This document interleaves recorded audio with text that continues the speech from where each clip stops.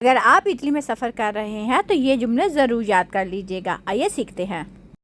Dove è la stazione? Station कहाँ है? Quanto costa il biglietto? Ticket कितने का है?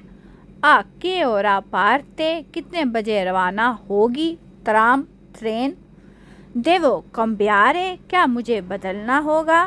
È lontano? क्या ये दूर है? मी सोनो पेरसो या पेरसा, मैं खो गया हूँ या खो गई हूँ। पोसो आवेरे उना माप्पा, क्या नक्शा मिल सकता है? दोवे पोसो comprare il biglietti, टिकट कहाँ से खरीदूँ? वीडियो को सेव कर लें और दोस्तों के साथ शेयर करना मत भूलिएगा। कमेंट्स में बताएं कि पेरसो का मतलब उर्दू में क्या है। यूट्यूब चैनल सब्सक्राइब करना मत भूलिएगा और ये भी बता दीजिएगा कि अगली वीडियो किस टॉपिक पर होनी चाहिए। तब तक के लिए अपना ख्याल रखिएगा, दुआ में याद रखिएगा। अल्लाह हाफिज़।